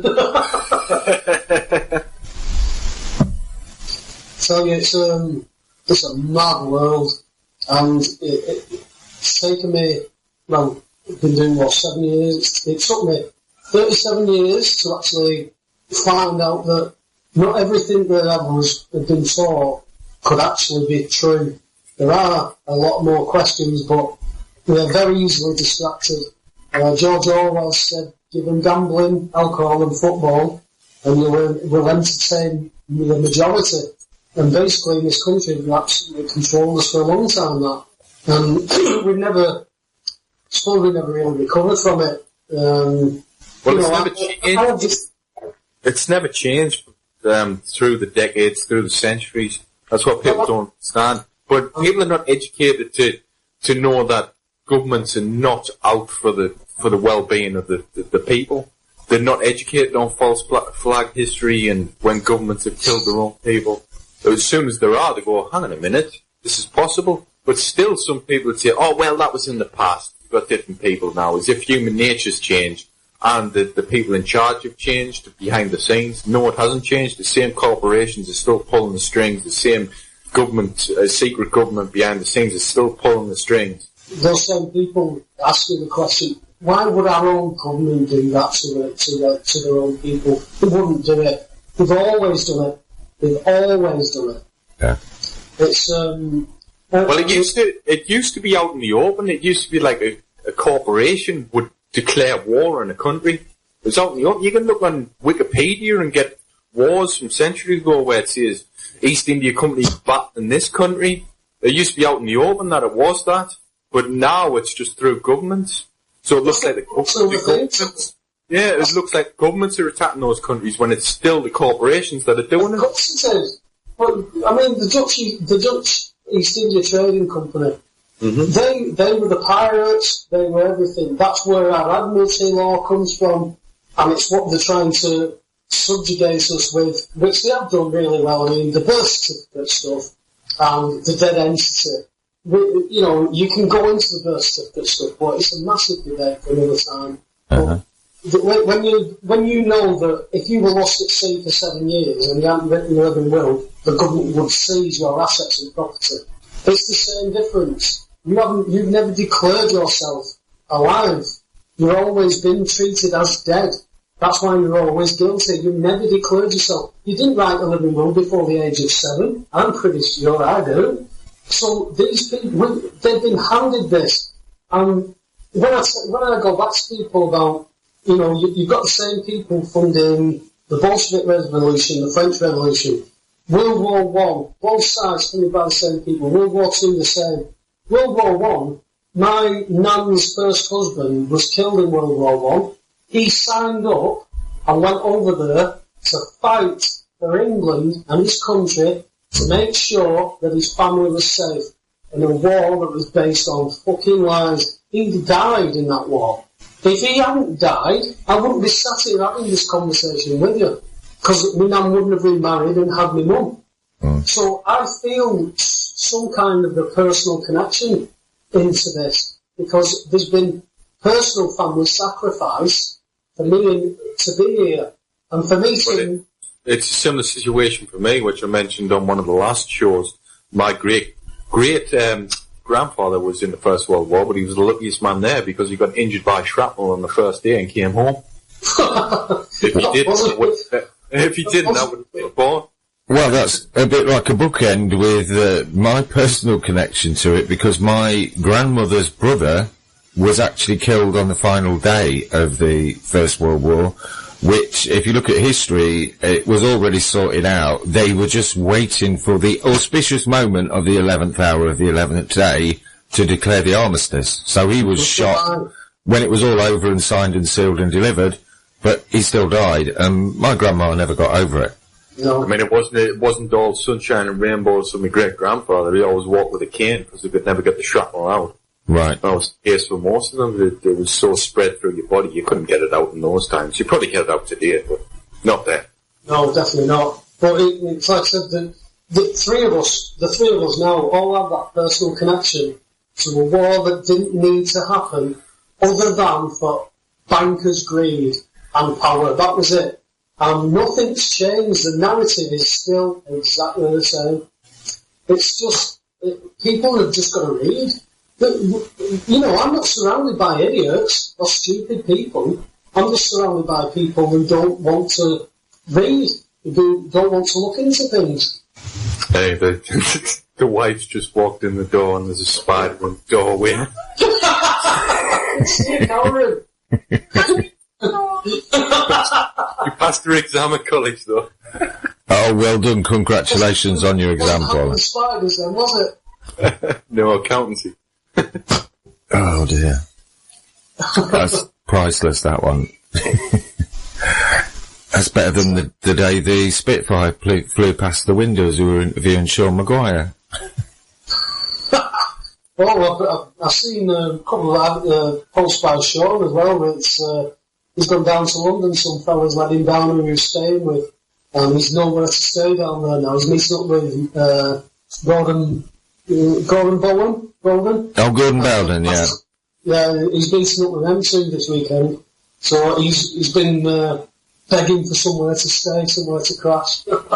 My friend's the luckiest man in the RAF because he looks after the Spitfire, the Hurricane, and the Lancaster Bomber. He looks after the Memorial Flight. He's an engineer on it. Yeah, he's always taking the piss out of his mates in the RAF, saying, "Look at this!" He's sitting in the cockpit of the Spitfire. Wow. That would be just up the road from us then, because we're only about 5 miles away from that here. Yeah, it does its travels around the country. Uh-huh. But what I was going to say earlier, Paul, your field of exploration or what you're actually doing, it's all about bravery and education. It's funny because you were talking about people don't take the risk because they get too comfortable. It's like that in jobs. I've got two people that I work with who have degrees in something completely different. I work in IT, and we've got a marine biologist degree in marine biology, and we've got a guy who's just started on my team who's got a degree in glass blowing. Wow. Oh, I can beat that, Tom. We had a guy came to fix the broadband last week, OpenReach ADSL trained engineer, and he was telling me how he got 2 degrees, one in psychology and the other one in social politics. But he just happened to take this job as a stopgap, and he realised if he put a few hours in, he could earn some serious wonga. So he's still doing it 10 years later, never used his qualifications since the day he left college. Wow. But so people, they need to pay the bills, they've got to do what they've got to do, so they end up in a job that they hate. But if they took the risk, they could actually get the job that they actually wanted and enjoy the rest of their life. The job I've got, I enjoy the job I've got. I work in the public sector. Yeah. And I enjoy the job. I won't say I enjoy the job because we are suffering a lot through cuts and stuff like that. Staff are being singled out as on purpose to try and be sacked for any little thing. But the people I work with are great people. You always have the arseholes that you work with as well, but a lot of the people I work with are great people. I enjoy. I don't want to work, but for a job, I've done graft. I've done 14 hours a day, climbing ladders, cleaning windows and collecting, all that kind of stuff. I've done the grafting bit. This job it suits me. I've been able to venture out into this stuff. I mean, I've just had 3 weeks off. I'm coming into the end of I'm back in work on Monday. I've just had 3 weeks off after nights. I've spent half of it in bed with a bloody cold. I've been ill as out. That's why I missed last night. I thought I'll just have a power nap because my head's been so fuzzy. And then I woke up and it was 8 o'clock and my alarm's not gone off. I'm fucking mad. Oh, there's no worries about that, mate. I knew you'd been poorly, and I'm just glad you're back on your feet. And I'm getting there, mate. Unfortunate that you spent most of your holidays laid up in bed, though. It's the same as the last holiday, mate. The last holiday I had gastroenteritis for a full week. So the week I had off wasn't a week off. It was a week in bed. Oh. If I took the blankets off me, it was like people stabbing me with icicles. If I put the blankets on me, I was in an oven. I just couldn't win.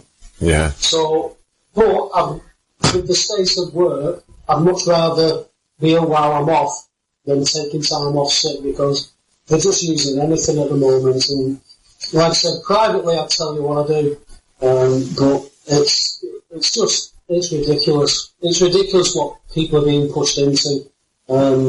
You've got cuts to everything: NHS, fire, police, prison service. Councils, you've got cuts to everything, and yet we're going to find money to go and bomb Syria. There's something not right, and it's time that people just wake up and do their own research, do a bit of homework, and then pick something. I mean, when people ask me about the utility bills, the easiest one for me is water. If you want to start with something, start with water. You're not going to get cut off. They're not going to force entry. and you can try and remedy it. You can offer a remedy. That's all you do, is offer the remedy. If they don't send you a joint gyro check at the bottom of your bill, they're not giving you a valid bill, so they're not playing their part in the bills of exchange. In commerce, it doesn't work. They must send you that. Now, we have got people who are... Wes Ahmed got a bank gyro sent to him. It's not a valid bill. You've not sent him a valid bill. You're playing about with him. And people need to know the difference between what a bank gyro and a joint gyro is. The bank gyro would be, say, your Sky TV bill. £40 for the services of Sky TV. Forget the A for B for now, because that's a whole different debate. Yeah. But that's a bank gyro. That has no value. It's got the same information as a joint gyro credit check. It's got the account number, it's got the amount owing, and it needs to be balanced. But it has no value, so you must put £40 to that in some way. So you put £40 to it, scanned, stamped, here's your receipt, balanced. With the joint gyro credit, you should not be putting money to it because it's already got the value. And it's got the same information on. All the post office have to do is scan it, stamp it, and give it you back. But the post office say, no, you must give us money. You've got to give us money. And that's what we're taught. We're trained that you must give us money on a cheque. We can't do that. Yet Wes Ahmed went to a postmaster and said, is that not a credit cheque? And he went, yes it is, but I don't understand why it's made out to you. It's getting to that point. I mean, Tom was saying, like, my area of exploration, it's what come to me. It's what come to me that I don't use the word specialise or expertise. That's why I like the term that Tom used, which was exploration. I have questions. I want to ask the company questions, but they ran off. I asked the judge, can I say that this bill has been settled? No, because there's nobody turned up to question it. Well, I'm at a loss then. What do you want me to do? I've sent it to headquarters. They sent me nothing back. I've rang headquarters. They rang me back. They send me letters saying, we will get a warrant, but nothing. They may still go for a warrant, and I'll go to court and I'll stop it. But I still can't get this bill done unless I become the claimant. And I just have not, they've priced me out of it. I've not got the funds to drag them to court and prove it. So I did that for, 3-4 years, back and forth with British Gas.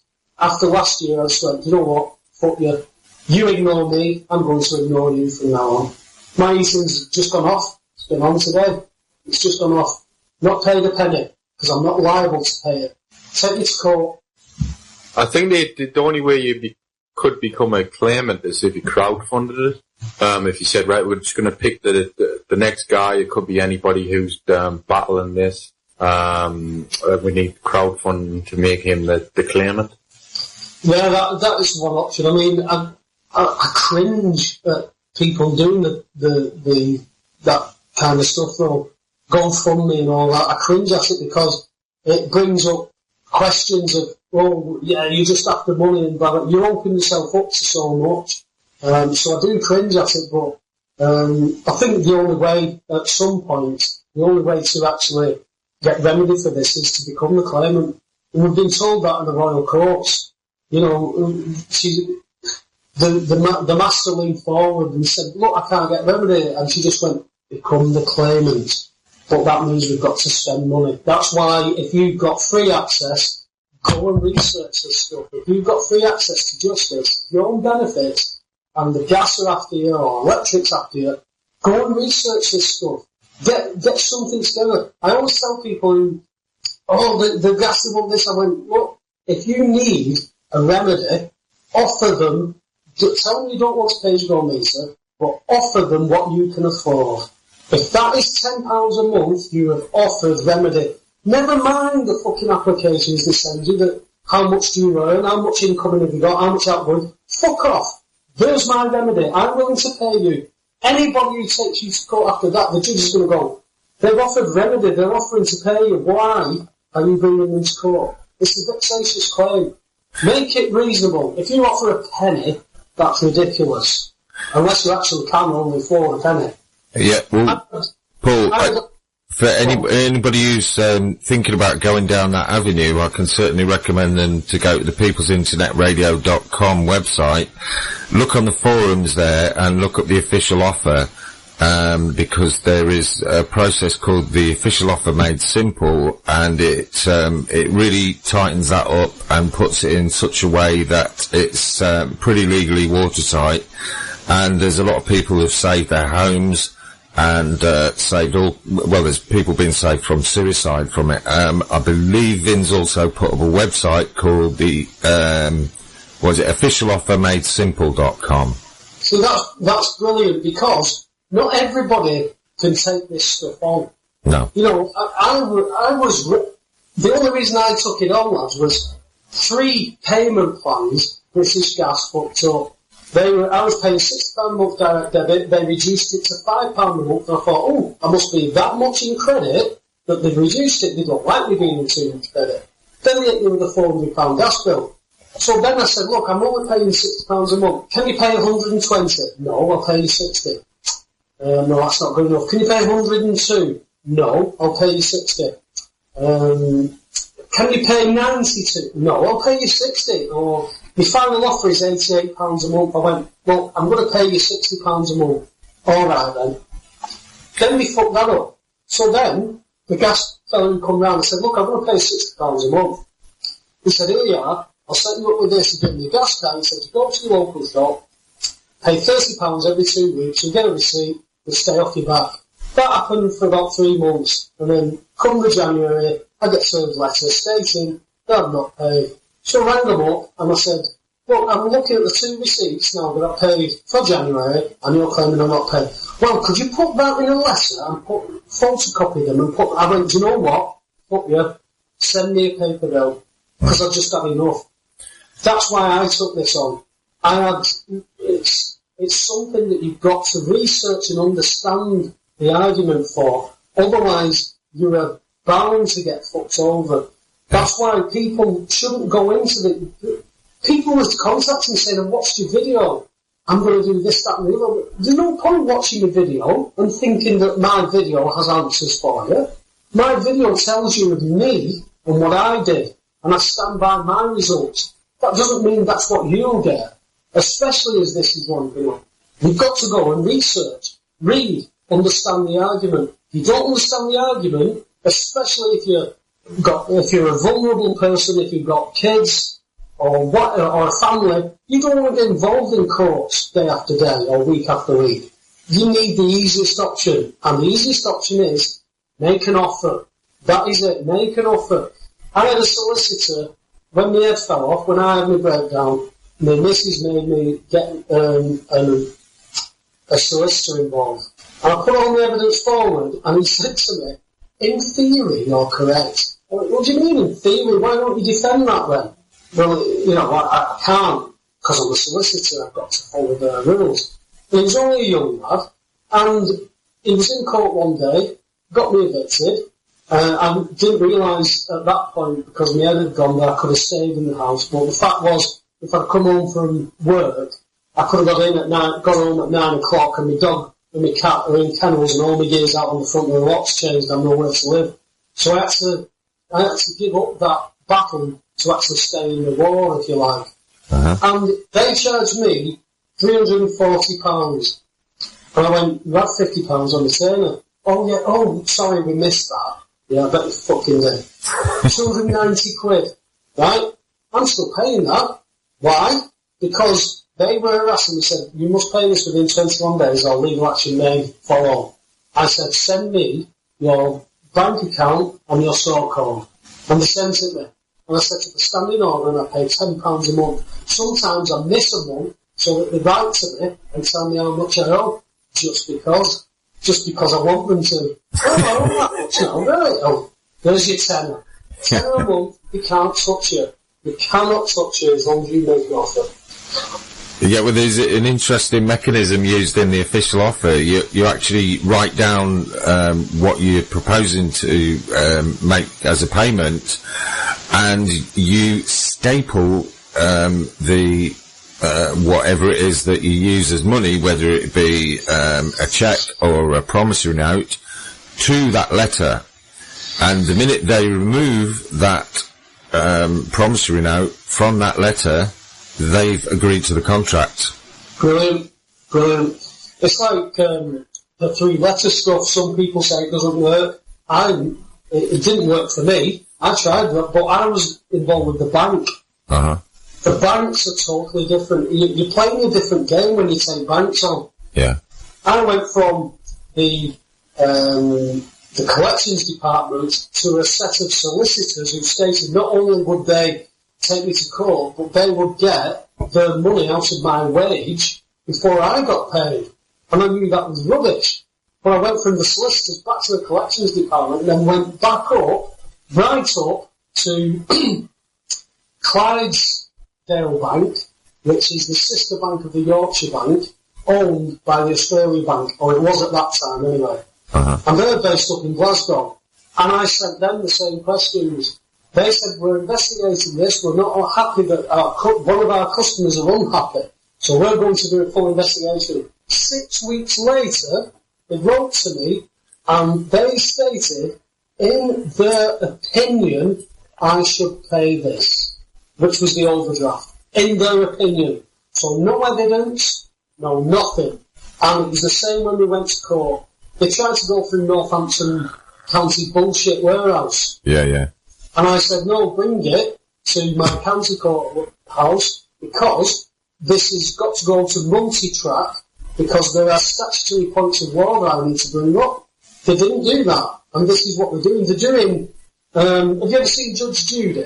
No. No, have you, Tom? I have, yeah. Yeah, Judge Judy, that is our county court system. It's based on arbitrary decisions. No evidence. Mm-hmm. They'll look at evidence, but she's basing it on an opinion. And that's what the problem is. Mm-hmm. These are all arbitrary decisions. I brought evidence. They're not interested. They're not interested in it whatsoever, because it just blows the lid off everything they're doing. And the more people do it, quicker it'll be. That's fabulous information you've given us tonight, Paul, and I know you've got to get off out tonight. That's why we had to do the pre-record this time. I'd like to say a big thanks. I was here this time, Andy. Sorry, mate? I'm just glad I was here this time. Oh, that's not... Yeah, we've got it sorted in the end. I'd just like to say a big thank you and wish you all the very best in court tomorrow, Paul. Is there anything you'd like to give out quickly before we sign off? Other than what I've given in, just please, people, whoever listens to this, go and read the Bills of Exchange of the Consumer Credit Act. Understand Section 123 of the Consumer Credit Act. That tells you that none of it applies to a non-commercial agreement, to a non-domestic agreement. All of it applies to commercial. Nothing of it applies to domestic. And if you're under a domestic agreement, which means you live in a house and it's your home, you are not liable for the Consumer Credit Act. Understand it. Understand the joint gyro credit. Understand that they, quickly, if I just point out that we believe now that the funds are transferred into the gas account, right? So I'm with British Gas. British Gas have a corporate bank account with Santander. So some entity pays funds into Santander into their corporate bank account. So under the Bills of Exchange Act, British Gas become the draw, because it's their cash draw, so that is their corporate bank account, that's their draw. Then they become the drawee, because they withdraw them funds, and they issue them to the payee in the form of a joint gyro credit check to me. So they've issued me funds from their account. The questions are, who's paid the money into that account, and why, when I say I can't do anything with this check, they go, nothing to do with us. Because if you clean my windows for a year, Andy, and I paid you by check and you couldn't get access to them funds, and you come back to me and said, can you deal with this, I can't get access to these funds, and I say, nothing to do with me, that's fraud. Yeah. And people have got to learn that and understand it. The history of it is a little bit more difficult. You've got to understand how our debts got given to the public and how we got shares through ancestors and hereditary.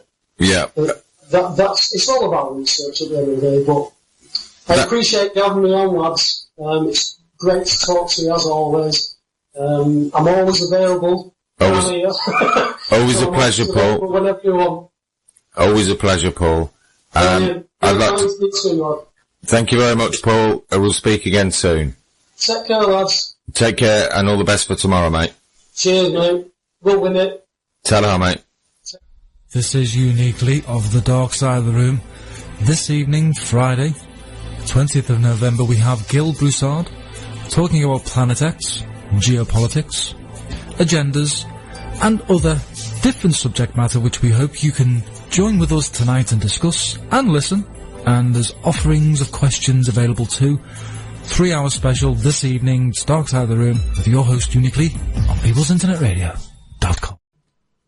Thanks for that, Lee. I hope you all enjoyed that and found it a little bit enlightening, as well as it can be entertaining, as it always is when we have a chat with Paul. Just remains for me to say stay tuned for Martin Farrell. I know he's got a great show lined up tonight at 9. And tomorrow we've got the Chi Master Frank Willis and the man who sees the future Steve Johnson, who'll be talking about his new book that proves that. And that's from 2 o'clock tomorrow on People's Internet Radio. And I'll play you out with a song that I know Paul Webster really loves, and it's especially for a certain someone in the chat room. He knows who he is. I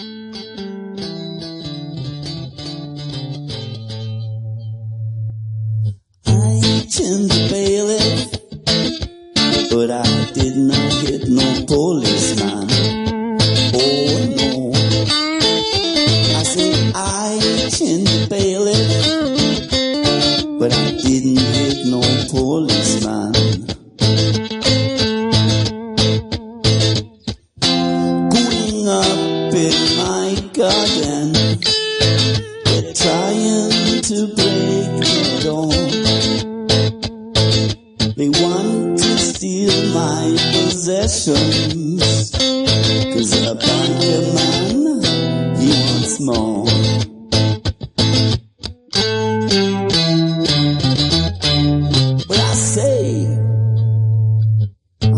In the bailiff, but I swear it was in self-defense.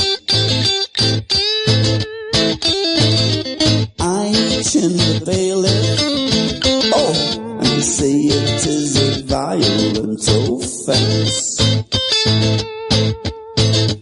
Bailiff man always hated me, he wants to make me go.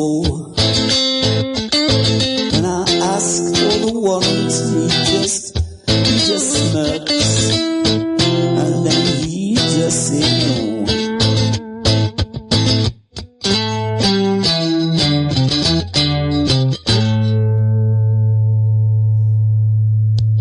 I chinned the bailiff, but I swear it was in self-defense. I say I chinned the bailiff, but I swear it was in self-defense. He was a big boy. For 25 years I paid my way. The banker, he want more.